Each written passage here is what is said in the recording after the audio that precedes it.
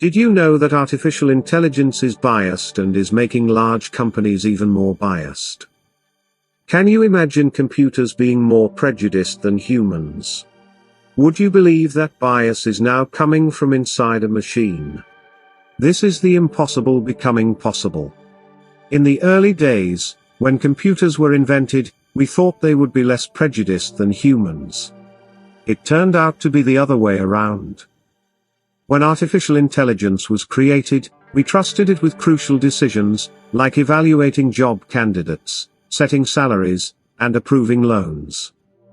But what we didn't know, what we could not anticipate, what was almost impossible for us to fathom, is that with the advent of the age of the machines, intelligent machines, machines that are based on artificial intelligence, there will come a day when there will be higher barriers to jobs. When loans would be less likely to be approved. And when people of color would be denied jobs. By those same, stupid machines, that have now replaced humans. This is exactly what is happening now. The day we allowed intelligent machines into our lives. The day we let algorithms run our societies. Just like we let airplanes fly on autopilots. The day we did all that. We created our own downfall. And here we are falling into the abyss. All that because of some dumb machines that turned intelligent as we kept feeding them fresh data. And now there's a new demand in the market for what has become known as artificial intelligence cleansing. It identifies and corrects errors in the dataset that may negatively impact a predictive model. But the questions remain. Can it identify the problem? Will it remove bias from our systems? Will it restore our faith in the machines? And can we, from now on, rely on artificial intelligence to solve the problems that were initially created by artificial intelligence? Watch this video to find out. I'm Majed Tayfor and this is my YouTube channel El Dorado.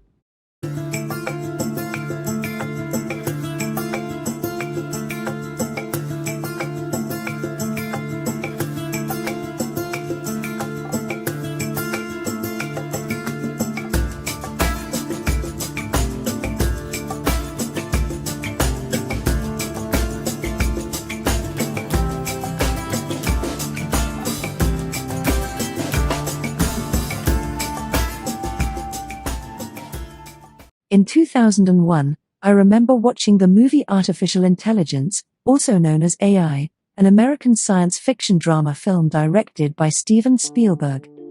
In it, a robotic boy, the first programmed to love, David, played by Haley Joel Osment, is adopted as a test case by a Cybertronics employee Sam Robards and his wife Frances O'Connor.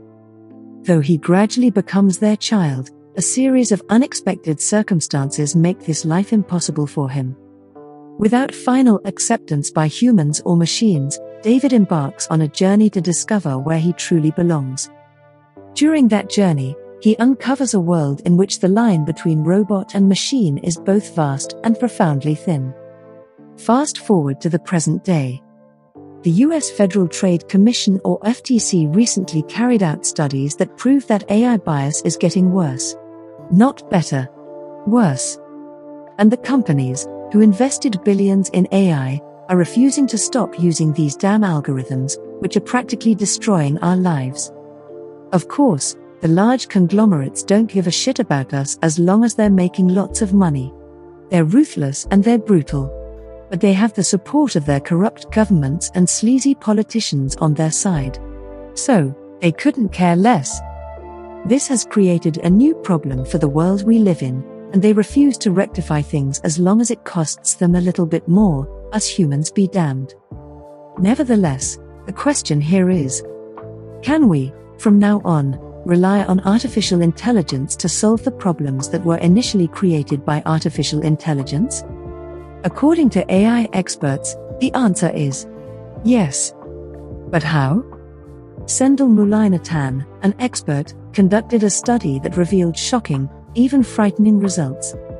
What it found is that applicants with names like Emily and Greg were more likely to get called in for an interview than those named Lakeisha and Jamal. This is stupefying, let alone repulsive. And now, Sendel is using artificial intelligence to discover where the bias is originating from within AI. Unlike humans, AI can be analyzed for bias. That's an advantage. But not the solution. Why? Because most of the big companies around the world are the least concerned about bias in artificial intelligence. They don't see it as a challenge. They're not bothered with it. And they're not persuaded to spend money on finding answers. Liz O'Sullivan, another expert, worked in 2018 on an interesting and novel project. It was based on a system that could automatically remove nudity and other explicit content from the internet. She sent millions of online photos to workers in India, who spent weeks adding tags to explicit material. The data paired with the photos was used to teach AI software how to recognize indecent images. But once the photos were tagged, the unthinkable happened. The Indian workers had classified all images of same-sex couples as indecent. Fuck. But the workers in India, where gay relationships were still illegal at the time and where attitudes toward gays and lesbians were very different from those in the United States, were classifying the photos the way they saw them. For O'Sullivan, the moment showed how easily and how quickly bias could creep into artificial intelligence. It was the perfect example of a cruel game of whack-a-mole. Today, more companies are offering tools to identify and remove bias from AI systems. They have realized that there is a market demand for this, and that soon, businesses will need their help. Like it or not. In April, the FTC issued a warning against the sale of AI that is racially biased or could prevent individuals from receiving employment, housing, insurance, or other benefits. A week later, the European Union unveiled new regulations that punish companies for offering such technology in the future. But till now, it's all talk. Most of it crap. As it remains unclear how they're going to police machine bias. A couple of weeks ago, the National Institute of Standards and Technology, a US government research lab, released a new study detailing how businesses can fight bias in AI. This was the beginning of a crackdown. Legislation on the use of AI has now become inevitable. Just recently, studies have shown that facial recognition, healthcare systems and even talking digital assistants can be biased against women, people of color, and other marginalized groups. This is creating a growing chorus of criticisms. One study found that an algorithm used by a hospital in New York, I don't want to name, prioritized care for white people over black patients, even if the white patients were healthier. Last year, the same state investigated the Apple Card credit service after claims it was discriminating against women. This is becoming a growing concern.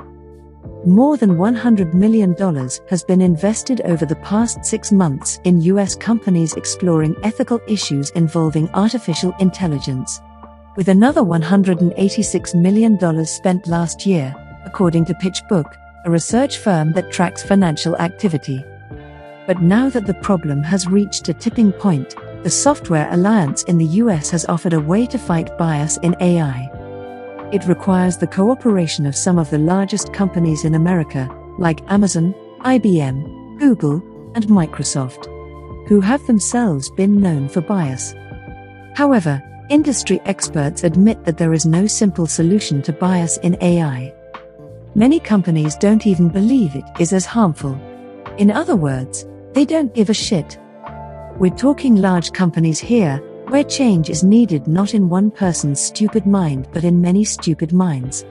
Especially those irresponsible believers, who think, no matter what, that the best way to build unbiased technology is to ignore the sensitive issues of race and gender.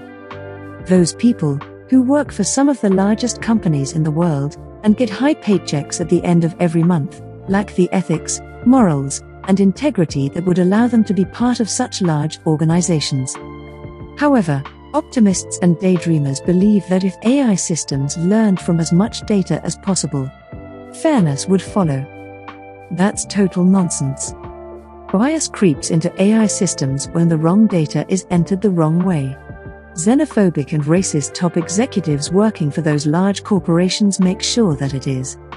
Astonishingly, recent studies also showed that face recognition services have become biased against women and people of color, and they were trained on photo collections dominated by white men. This is hilarious as much as it is preposterous. A company in the US, which I won't name, that runs a tagging project is said to be building systems for the military that could eventually be used to kill. This is unbelievable.